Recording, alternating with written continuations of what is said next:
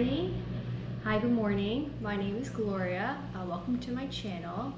This is only my second YouTube video, and today I'm trying something new with using our GoPro instead of my phone to record.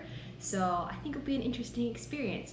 But anyways, today's video, I want to talk about one of my favorite ways of buying budget yarn. So if you've ever been to craft stores in the States, mostly like Michael's and Joann's and AC Moore, which used to be a craft store in my hometown, sometimes they have these like mystery acrylic bags, and I have a couple of them here to show you.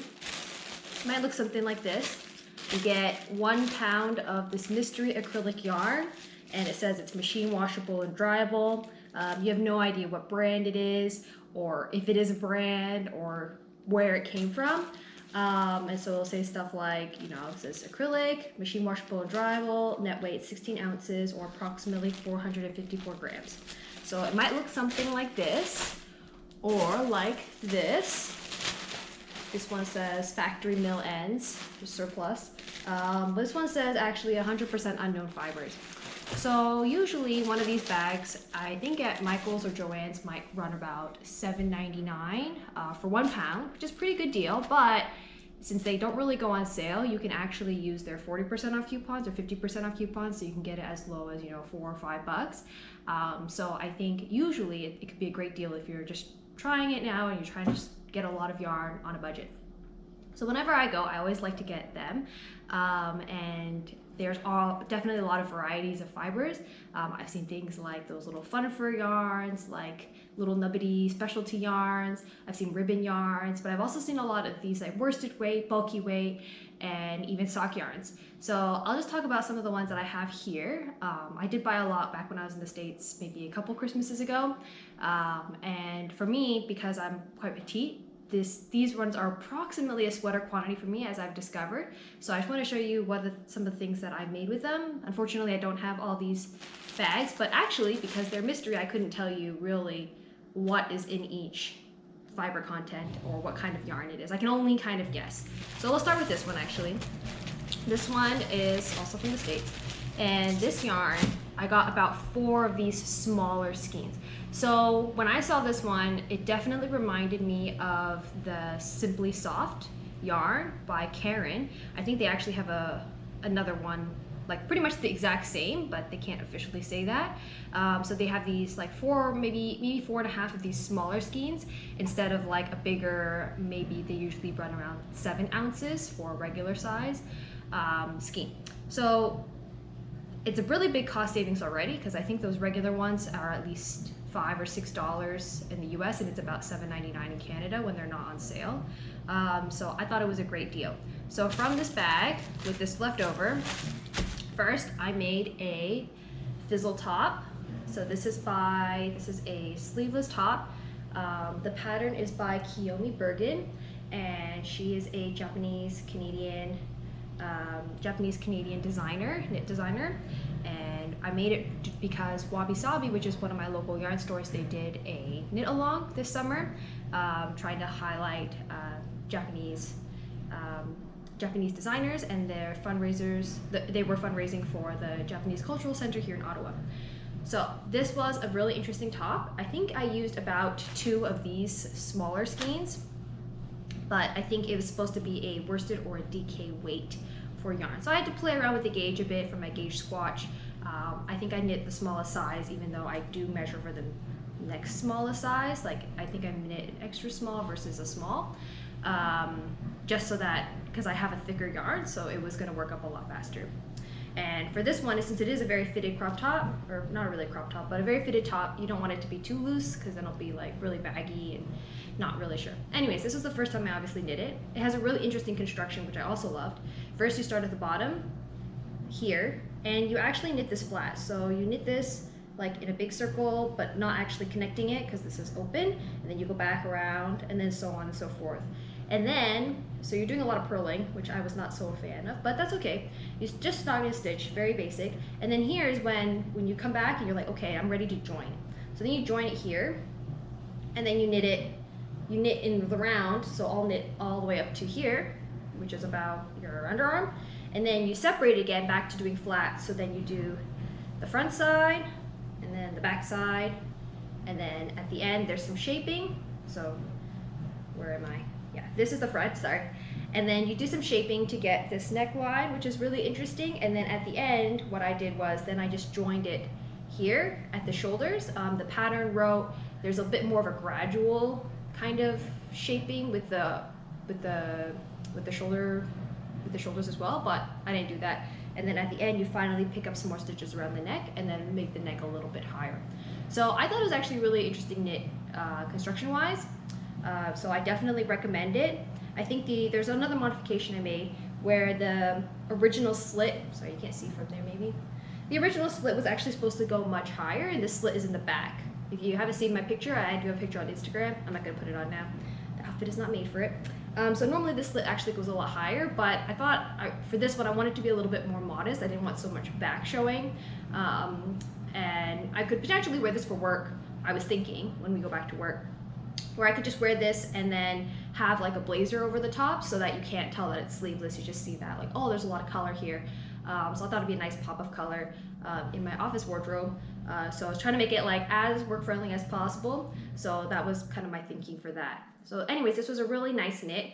I did also like that I haven't used this specific color in Simply Soft before, but I did like how there was no color pooling. And I think also because of the construction for this one, because you're working in rows and then you're working in the round, and then there's shaping, like there's not too much opportunity for like color to really get like weird striping patterns or anything like that. So I thought overall it was fairly even.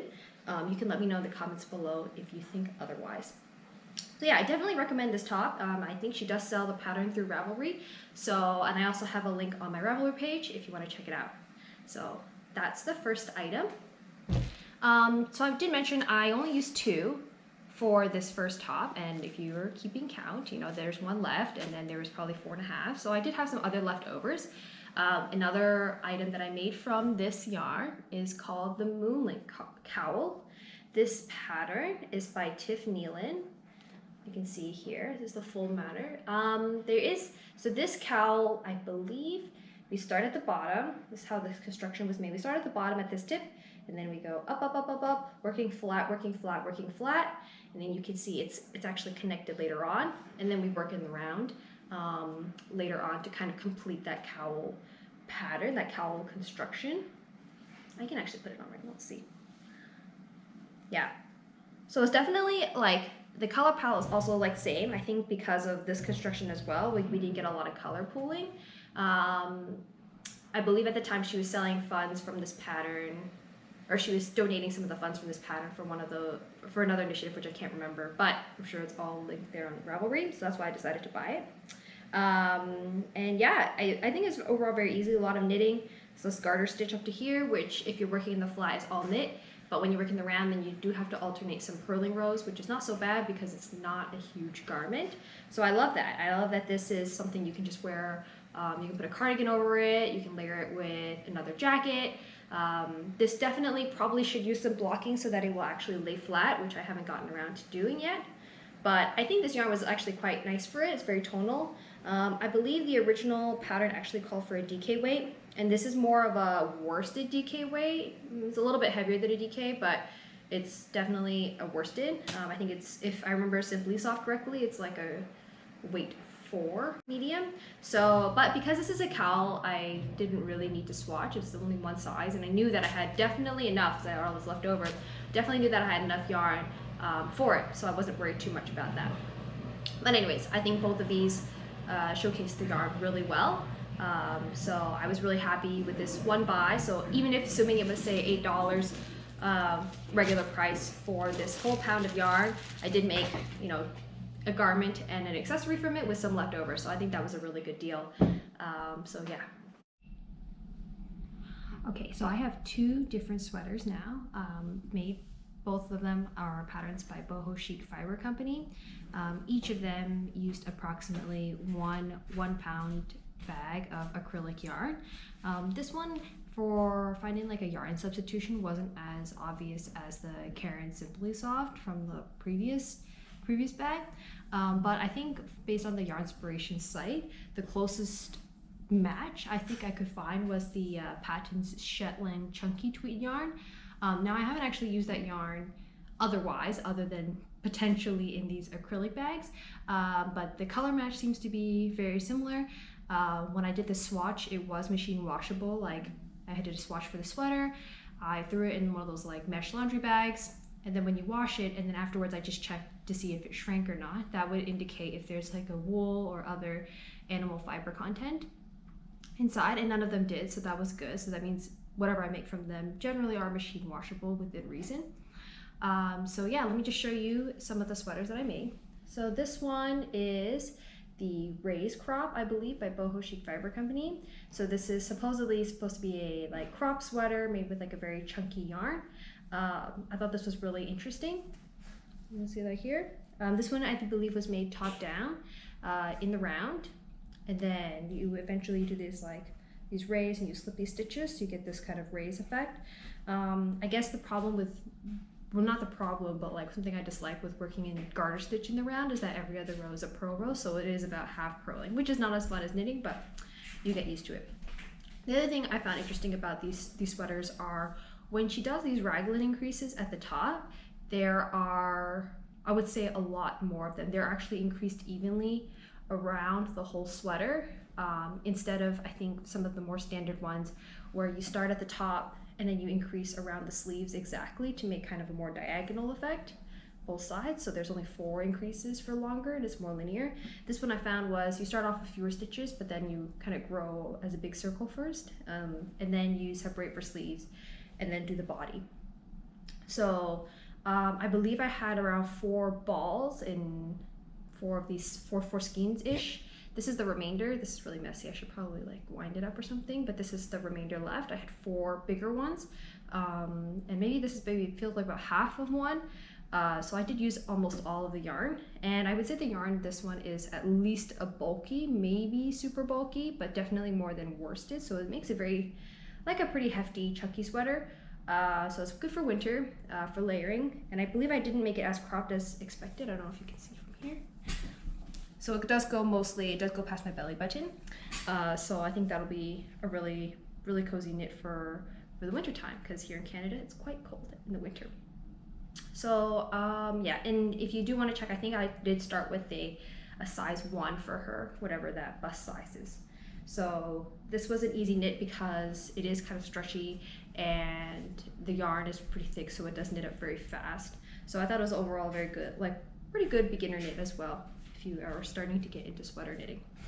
And yeah, so if you see this yarn, I can do a little bit of a close-up. There are a lot of different flecks. It's a bit tonal with the gray and kind of a purple color with a lot of rainbow color flecks. So this was really fun. I think I would definitely buy this yarn if it was in a mystery bag again. I just checked their website. The original price for the Shetland Chunky Tweed is about $7.50 Canadian. So if I had 4 of them, then, you know, that's like, you know, shoot, $30-ish. And then I got this bag for probably less than $8 US. So I think it's a pretty good deal for a sweater quantity. Again, I'm also blessed because I can use 1 bag and I'm more petite, so that is a sweater quantity. But you know, obviously if you do need a larger size, you may need a second bag, and then you may need to worry about mixing lots, so then you'd have to alternate skeins when you're making a sweater, which is no big deal because you would have to do that for a hand-dyed yarn anyways, but it is something to consider when you're trying to pick out these bags from the giant bin. Okay, the second sweater that I made also by Boho Chic Fiber Company is this one. I believe it's called the Puff Crop. So this one is just very ridged textures. So you kind of like have some garter, and then you got some like other like knit and purl ridges all the way around. So as I mentioned before, she also does this overall circular increase for a raglan instead of just linear at the sleeves. This yarn, I believe, also seems like the Shetland Chunky Tweed, but for some reason it feels more fibery, if that is the word. Rustic is a good word. Like if you kind of notice here, I don't know if you can see, I don't see, new first time with GoPro, not sure if this is going to show, but there's a lot of extra strandy things here. Like there's this like brown piece that I'm just going to pull out right here, and there's like some yellow pieces. Oh, that's red one. Yeah, so I think this one is spun a little bit differently. It could still be a Shetland tweed, or whatever I called it, Shetland Chunky Tweed, but it's not as, yeah, it's just more rustic than the other Shetland gray one that I liked, or that I just showed you. So this one is overall also very easy construction. There's no slipping stitches, it's just these garter ridges all around. And I believe there is some short row action at the top to do a bit of neck shaping. You can almost see that a little bit here, how there's like this ridge here, but it kind of stops right here. If you can't see it, you can just check out the pattern. I'm gonna put a link of it in the description below. So this is also a crop one. I couldn't find any leftovers for this one. That doesn't mean there isn't any. It just means that I can't find it because I have a lot of yarn scraps. And so yeah, similar chunky crop. Gonna go all the way down. Does pass my belly button, but obviously if you want more of a crop look, it's okay too, to show off some of your other outfits underneath. So it's also very easy, beginner friendly sweater, and it definitely does work out very quickly with this bulky-ish yarn. This one is also machine washable. I did test the swatch as well. Same system. You just put it in the laundry bag, wash it with maybe other clothes that you would normally wash it. So if I theoretically wanted to wash it with my baby clothes, then I would put it there, or if I put it in my like regular kind of hardcore cold wash, I could also try it there. Definitely I would put it in the laundry bag though, because then it kind of keeps the whole sweater together instead of, you don't want like one sleeve getting really stretched out potentially if it gets like caught in the jeans and things like that. So something to consider.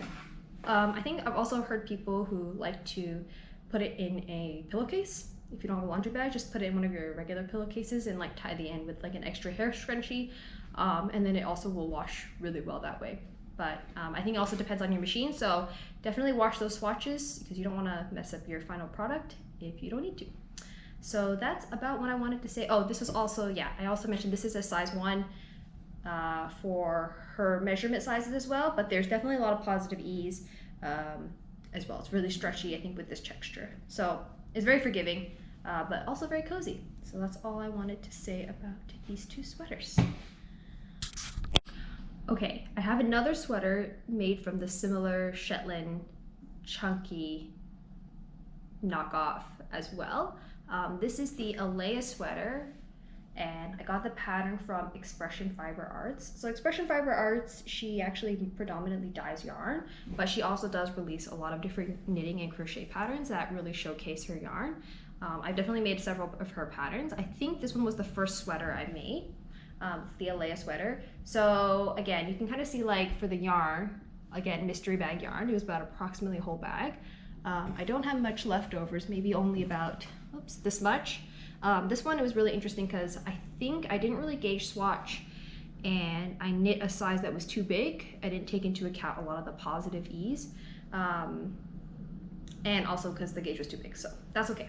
It's okay because it's a crop sweater still, and it's really fun. It has all these like little bow tie, kind of bow tie or butterfly kind of textures and all these like baubles.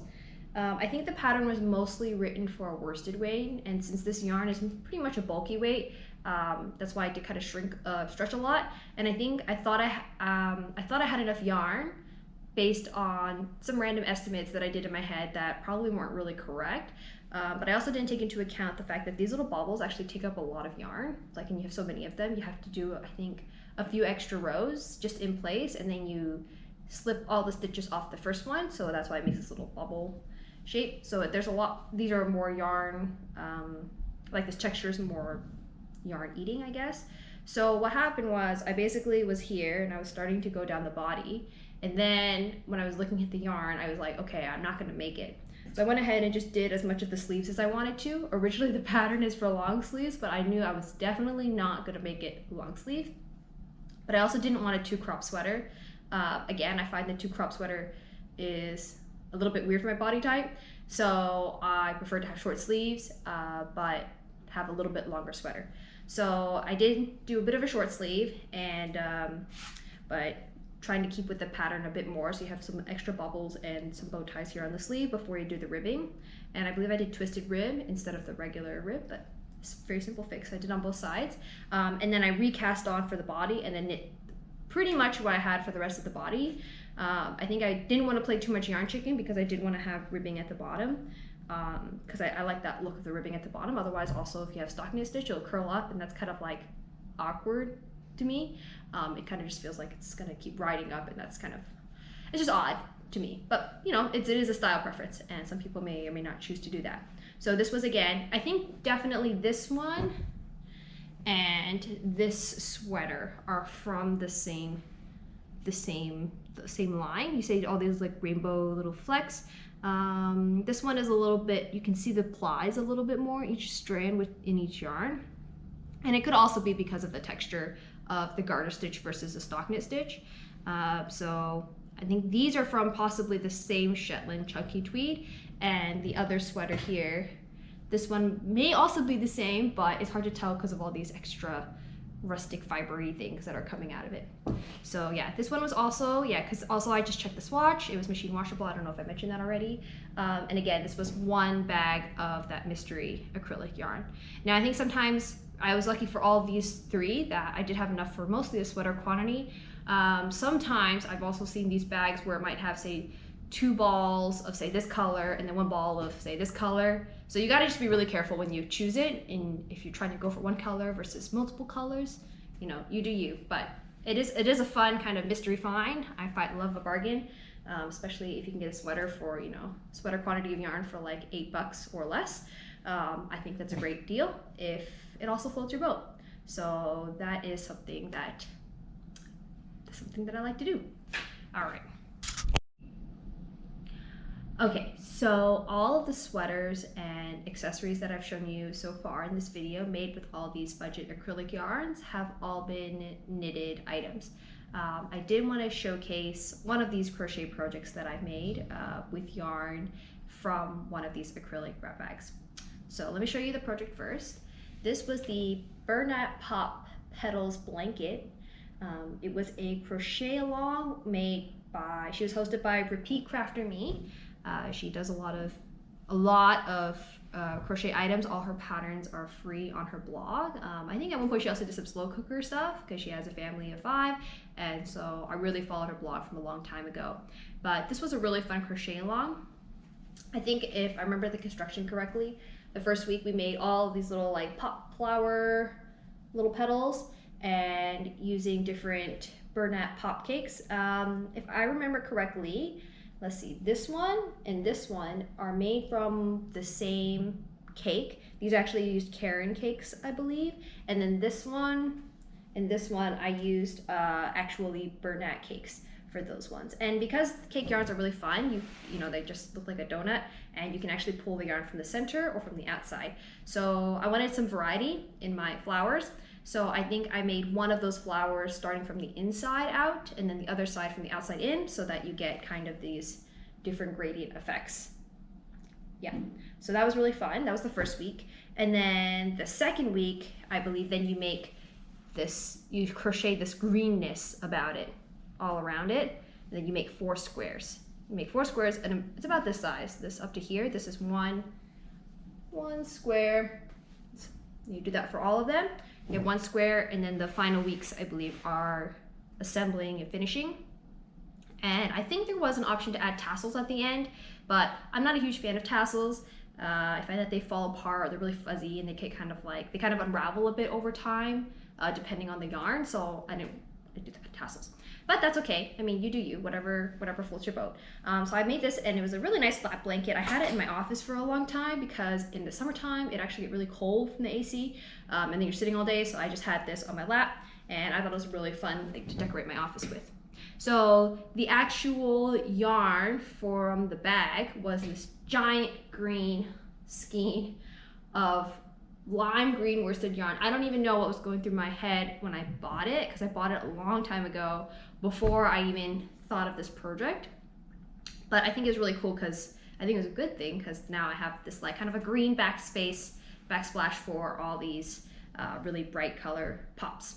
And so yeah, this giant thing was I guess 1 pound of yarn, so very similar to I mean, it feels more like a Simply Soft yarn, but I know Simply Soft doesn't come in this size, so I guess it probably is one of their like Pound of Love equivalents, or you know, Super Saver, Bernat Super Saver or something, or it was like a mill end where they just keep spinning until it's too big, and then this is how they sell it in these giant 1 pound acrylic mystery bags. It was packed. I remember this thing was full, and I used it from the middle, so that's how you can see it's a little bit caterpillar-like. So I obviously didn't use the whole thing. This is probably still at least enough for making another one of these, or making a sweater if I wanted a lime green worsted weight sweater. So yeah, I have not washed this in the machine yet. And I guess I could easily do a swatch and test it to see. So definitely it was a good buy, and it was really fun. I think it was very well used for this project. The cakes I actually bought, I think if I remember correctly, I also bought them at Michael's, but they must have been having some sort of clearance, like discontinuing some colors. I remember each cake was no more than $5, and normally in Canada, the regular price of these cakes are like $9 or more. So I think it was a good deal for like half off, and I got these cakes. So yeah, when I made this, it was definitely for my stash. And I'll talk about how I buy yarn at Michael's or some of the other bargain deals I've seen at Michael's. I'll talk about that in another video coming up, I hope. And so I think there's definitely a lot of value in these acrylic bags, and you can make some cool stuff like this. I don't think it hurts to stock up on certain yarns in certain colors, and then so it's like sometimes when they have these crochet alongs or knit along events, you can just like jump right in. You don't have to like buy yarn or choose yarn or buy their kits. You can just shop from your stash as much as possible. So that is really fun. Okay, so I have one more item to talk about, and you did see it a bit at the beginning of the video. This is the bag that I showed you. Sometimes you might see the bag like this when you buy it from the store. This one actually is not like a worsted weight or a bulky weight. This one is actually sock yarn. I believe this is like the Patons Crochet sock yarn, and you can see here, if you have a pound of sock yarn, that's a lot of yards of yarn, you know, like I think 450-ish, it's round grams, in this whole thing of sock yarn. I did take some balls out, I already wound them up, but if you say you only need like 80 to 90 grams of yarn to make a pair of socks, you can make like almost 5 pairs of socks with this, which is insane. And even more if you make little people's socks, like baby socks or something, versus like adult socks. But I was going to show you some like hazards of buying yarn like this. So if you notice, there's like this piece which looks fine, and then there's like some other attachments here, and then it goes into this thing, and then it's like this hairy beast of untangling that you have to do before you knit with it, because there's no way I'm going to try and do this. So like definitely this is a yarn spaghetti like thing. Some of them are nicer, so that one was kind of icky. Let's see, this one looks like a real skein, but I have started using something that looks like this, and then all of a sudden the yarn will end, because these are like not properly wound skeins, I would think. Sometimes they just kind of like accidentally break it, so now they can't sell it like as a full price skein, but then they just shove it into these mill-end bags.